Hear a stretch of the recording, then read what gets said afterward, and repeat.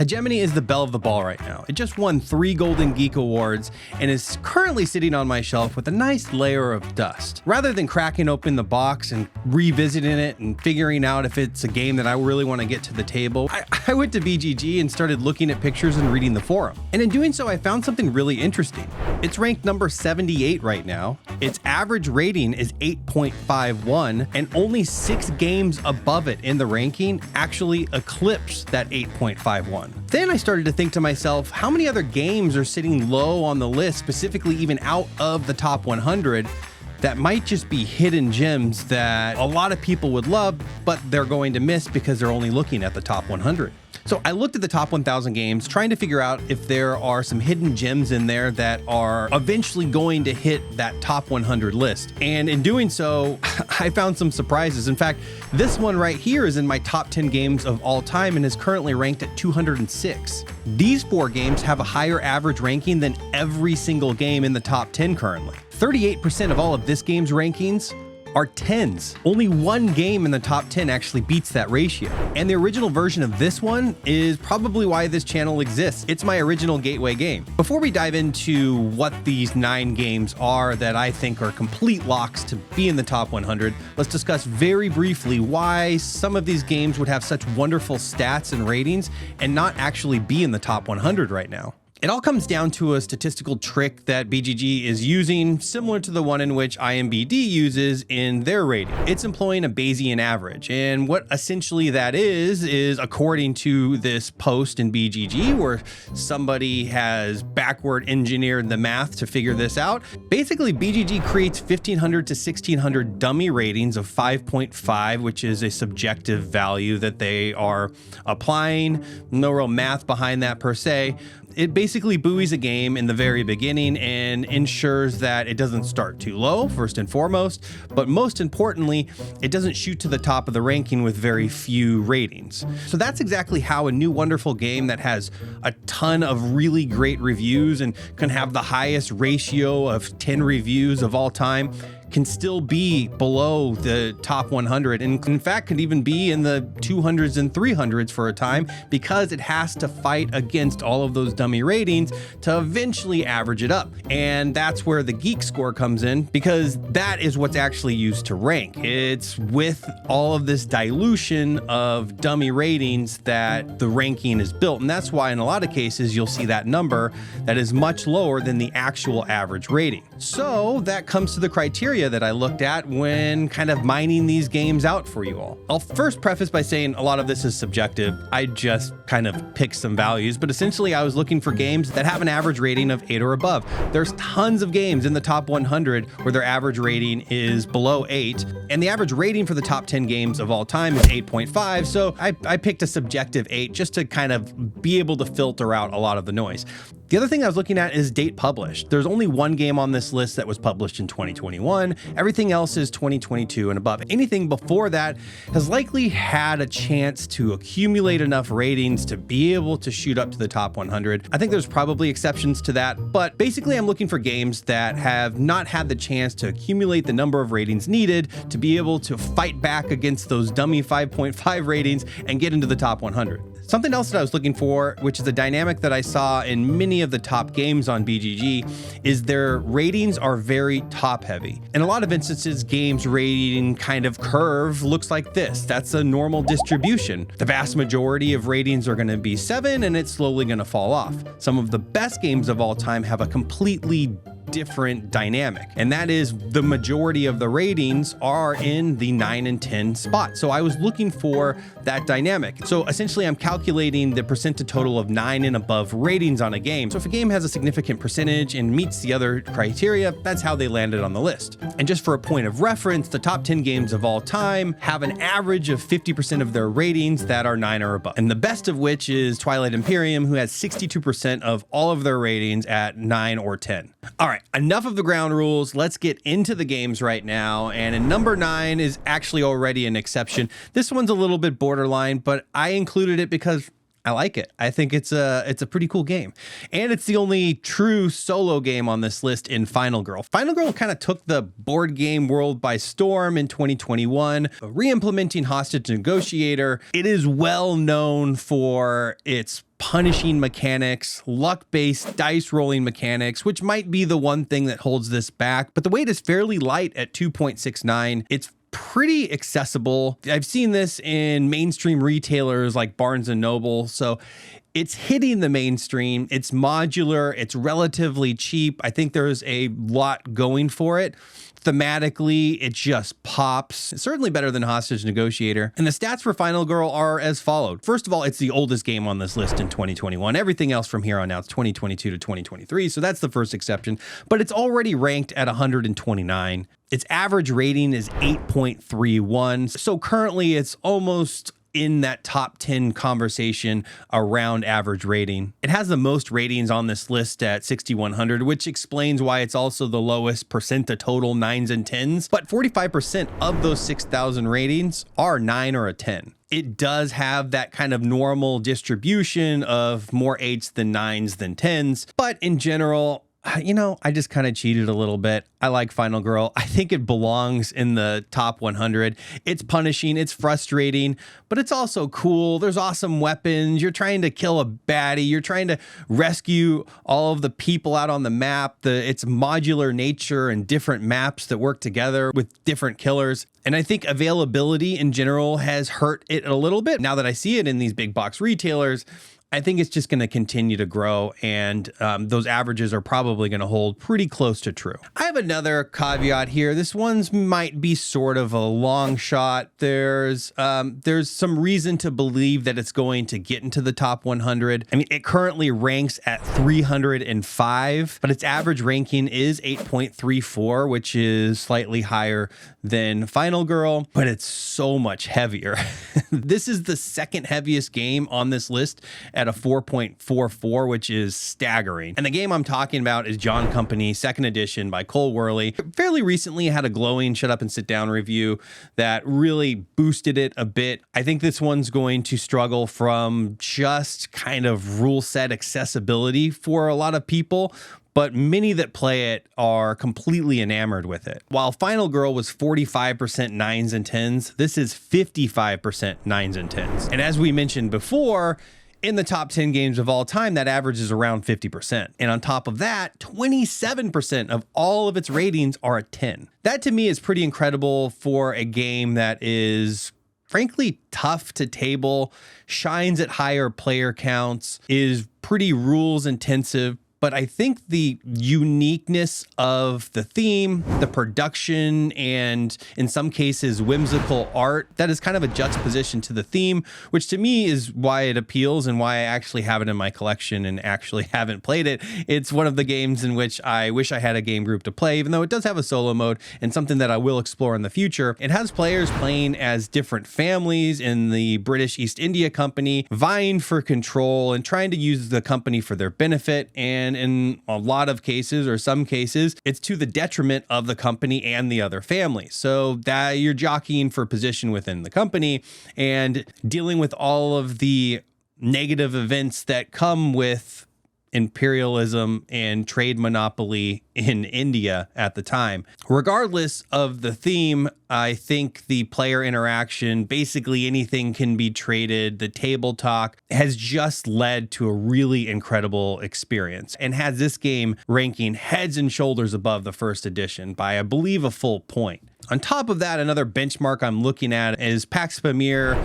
Another historical game from Whirligig Games, is well into the top 100 games. So I don't think John Company is going to have a tough time getting there. It just may be a while before it accumulates enough ratings to get there. All right, so number 7, this game is by far the most polarizing on this list. It has by far the biggest drop off from 10 to 9.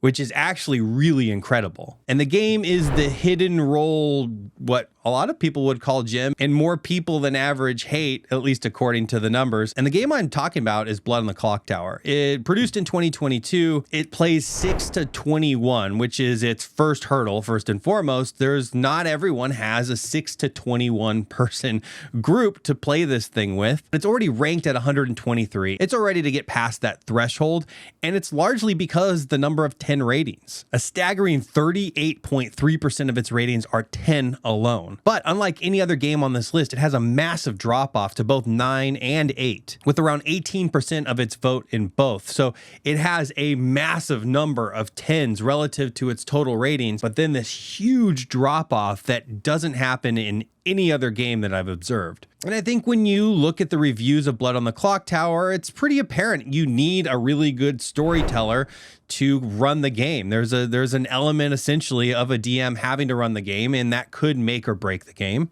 You need 6 players. It can play up to 21 players. I mean, imagine the pandemonium, but essentially you're split up into 2 teams and you're trying to execute demons before they outnumber the townfolk. I personally am completely intrigued with this game. I don't know that I'm ever going to find the instance to play something like this. Another barrier is cost. Cost is pretty insane relative to other hidden role games. So I guess you'd really have to love something like this and have a consistent group of over 6 players to play this thing. On top of that, you have to have somebody that's willing to be the storyteller, which isn't, I guess, a hurdle as well. But just by the number of 10s relative to the rest of its rating, and it's already almost cracked the top 100, sitting at 123, I think it's safe to say Blood on the Clocktower will hit the top 100 soon. The big question is how far it will actually get up that list eventually. All right, number 6 on the list. I'm going to get right to it. It is a re-implementation of a beloved game that is a top 10 game of all time for myself. It's Great Western Trail New Zealand. And if you'd like my take on that, go ahead and check out that video. I really like Great Western Trail New Zealand. It takes Great Western Trail and takes it to the next level, essentially adds in Rails to the North with it. Instead, it's boats and harbors and such. There's an incredible enhancement in my mind in deck building cards. There's other little complexities that are added in, but if you want more, like I said, go ahead and check out that video. Regardless, its complexity goes up pretty significantly. To me, it becomes a much better deck builder. It's that same Rondell deck building masterpiece. You're still delivering animals. They're sheep now instead of cows. I think it improves on the original in every way with the exception of accessibility. It's a huge table hog. There's more rules to kind of grok and figure out. To me, Great Western Trail is just easier to get to the table. It's easier for me to remember what the rules are. I mean, mostly because I've just played it so many times. And the thing that kind of hurt it for me is my wife would rather play the first one. She thought this one was convoluted. I like heavier games and I absolutely loved it. Why is this going to be in the top 100? Well, its average rating already is better than Great Western Trail Argentina. It is currently sitting at 219, but its average ranking is 8.63. We know that the average for the top 10 is 8.5, so it's already in absolutely elite company. I think it's one of the lower total votes at 2,900 on this list, and that's probably because the vote is being split. There's 3 different versions of this game, all a slightly different flavor, and this was the last in line to come out, but I think is probably the best. It's a lock to hit the top 100. It may just take some time in getting the word out that this is the best of the 3. The other interesting thing here is we go up. It's at 58% of its total ratings are 9 or 10, and 26.3% of that are 10. And its 10 ratings are about in line with its 8. So while this isn't a clear consensus like Blood on the Clocktower that this is a 10, it clearly has a slightly abnormal distribution in that 7 to 10 range. I mean, the big question is, will it have the gusto to make it up there to number 15 and overtake the original? Probably not. The original's more accessible. It's a classic. It's the easiest to table. It's also, being the original, probably the one in which many newbies are going to go to in the first place. And you probably don't need both unless you're a degenerate like myself. All right, we're to number 5. We're to the heaviest game on this list. And this is the game that is in my top 10 right now of all time. Even though I don't really have a top 10 of all time, if I did, this would definitely be there. It's Voidfall. Voidfall There's so much to say on Voidfall, and I'm going to make my comments brief because I did an entire video on this one as well. Go check that one out if you want to know more about Voidfall, but the gist is 4x Euro, basically no luck. Battles are deterministic. They're essentially a math problem. You're trying to generate resources and expand your empire. There's a automated enemy essentially in every game in the Voidborn, which is a plus in that the solo and the multiplayer game actually feel a lot alike. Minus is in a multiplayer game because of the Voidborn that are naturally out on the map, clogging stuff up, and you fighting against them. You could play full games and not even interact whatsoever. So that's a bit of a downfall. The other downfall that's probably holding this thing back is it's heavy, and not just heavy in decision space, heavy in the rule space. And if you watch my video, that's the biggest hurdle by far, is just getting this thing to the table. It took me hours and hours, honestly, like probably, I can't remember what I quoted. I'm just totally guessing, like 5 or 6 hours to get this thing to the table between watching gaming rules video and reading and rereading the rules myself and setting it up and all of that. It is a beast, but it's a gaming experience that I absolutely love. Being a Euro lover myself and not really having a ton of 4X experience, this was a really great game. It also was a wonderful solo game. I played this thing a ton solo, and being able to get the feel of a 4X in a solo environment was really great. There's also asymmetric kind of factions that you start off with that give you different cards and abilities. Overall, it's just a wonderful game. And the stats are pretty clear that a lot of people feel the same way. And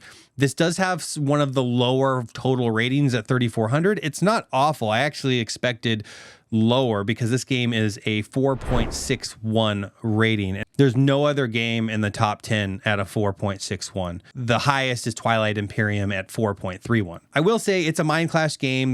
They're infamous for having incredibly complex games. Tricarion is just in the top 100. I believe it's number 100 right this second. So it just broke in, and Anachrony is in the middle there. So I think there's hope that Voidfall will get there. Many of the reviews were very positive, and a lot of them echoed what I thought as well, which is just rules overhead is a big hurdle to this game. But a staggering 60.6% of its ratings are a 9 or a 10.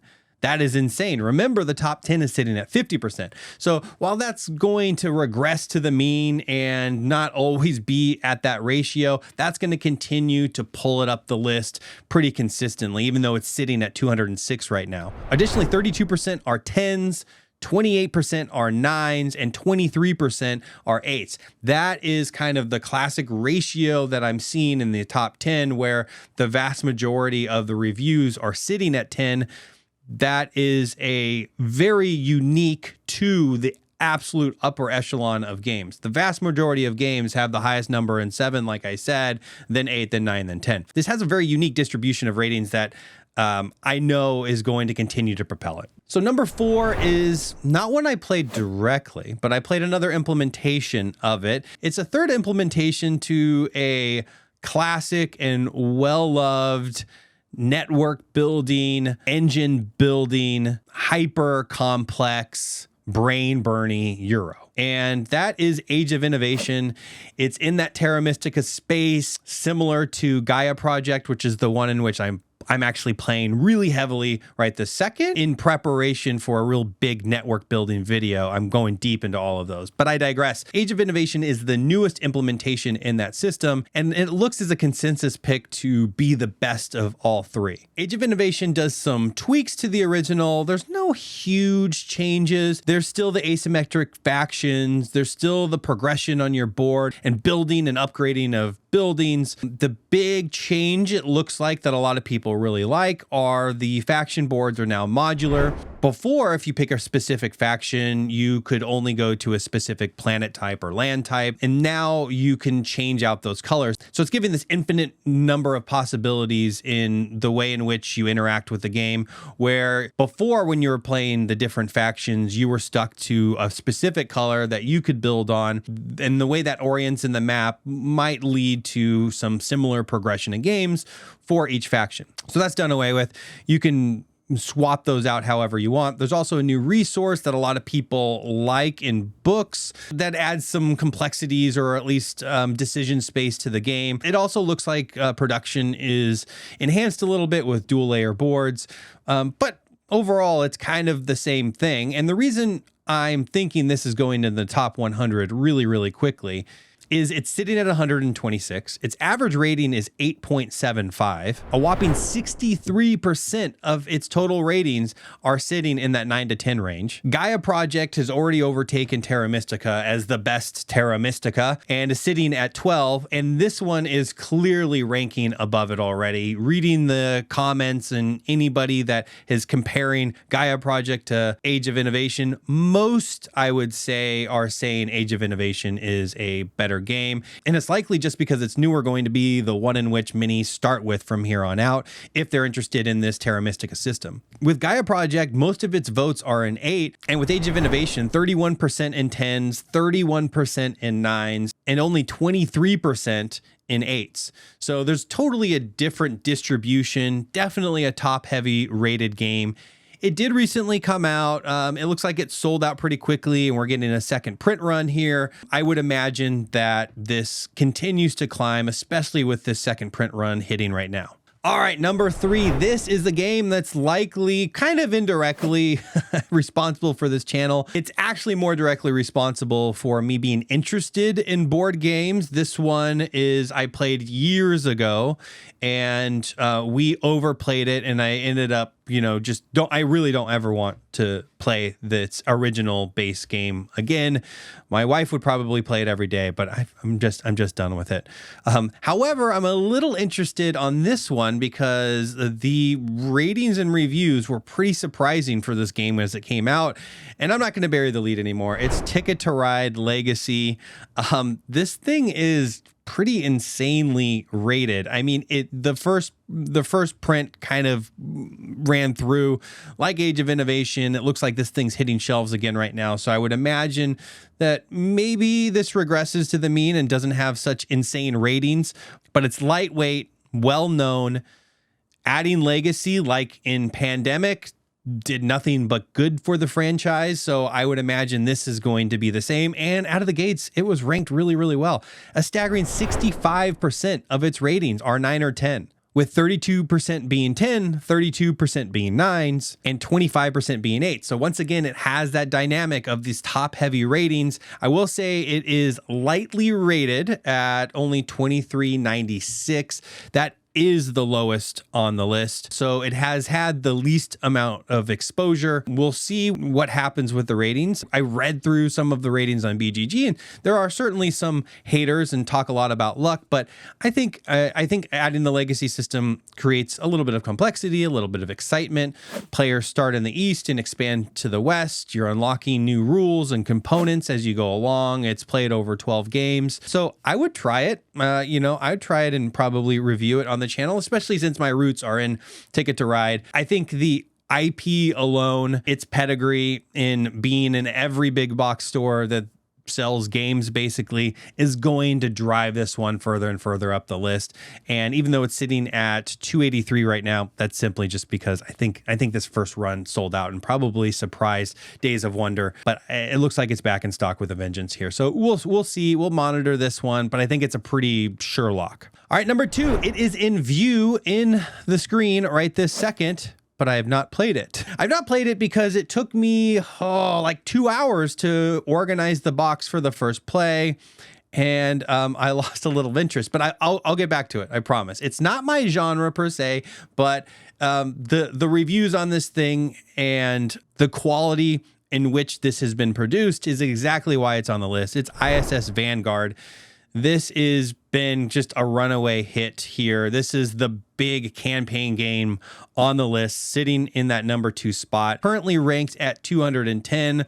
This is likely just to accessibility. Price, it's a pretty expensive game. It's a behemoth of a game. It's been rated 4,000 times, which is pretty high on the list. A staggering 66% of its rankings, which is number 2 on this list, are in 9 and 10, with 34% in 10, 32% in 9s, and only 19% in 8s. That is a significantly top-heavy ranking here. So it looks like when people come in contact with this, they love it. I can speak to the production. It's absolutely awesome. Basically, what you're doing are managing a ship in a phase and going down to planets and investigating the mysteries of life in another phase. And there's tons of crew members you can get. There's tons of equipment. There's upgrades. There's dice rolling. It's an Awakened Realms production, so it's absolutely beautiful. This one has long-term legs. I think the scope of game are what's holding it back right now, but this ratio in reviews is just going to have it continue to climb higher and higher on this list, and someday I might actually get it to the table. All right, so number 1, this one kind of feels like cheating is calling it a lock to hit into the top 100 for a couple different reasons. It's a better rated re-implementation of the number 6 best game of all time. It's Dune Imperium Uprising. By all accounts, it's improved basically every aspect of the game. It's an odd product placement, and this is the one thing that's going to hold it back, is it's really similar to the original base game that's absolutely loved and has already sold just tons and tons of copies. So many people have already bought a very similar game. Are they going to go and buy Dune Imperium Uprising? Probably. The hype is real on this thing. The numbers don't lie. Let's get to them. So this is the second highest average rating at 8.75. It is the highest percent to total of 9s and 10s, nearly 70%. 69.7% of all of its ratings are a 9 or a 10. That is insane when you think about the top 10 being an average of 50%. Certainly you're going to regress to the mean. Maybe it's hype that's inflating this stuff out of the gates, but wow. I mean, it's pretty insane. It's already sitting at 138, so it's definitely going to be in the top 100, and that's why this feels like cheating. The question is, will it overtake the original? I think it has a lot of reviews to chew through to actually get up to that point, but it's clearly being reviewed in a totally different manner. It's insanely top heavy.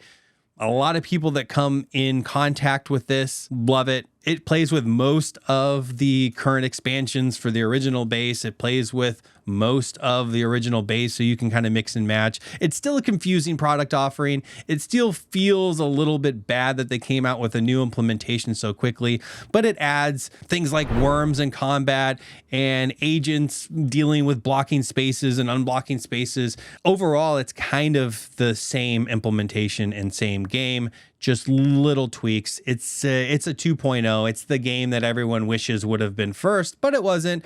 It's here now, and it's clearly going to probably be the highest of all the games on this list when it's all said and done. And that is the top 9 games that are not in the top 100 yet. That's it. That's the list. What did I miss? What do you think is in the bottom 900 games that is eventually going to get to the top 100? Is anything on this list in your mind going to be a top 25 game? Let me know in the comments. I want to hear about it from you. I want to talk to you about it. If you are here for the first time, you made it this far, maybe think about subscribing. If you already subscribed, I really appreciate you continuing on this journey with me. And with all that said, I'm out of here. Have a great week.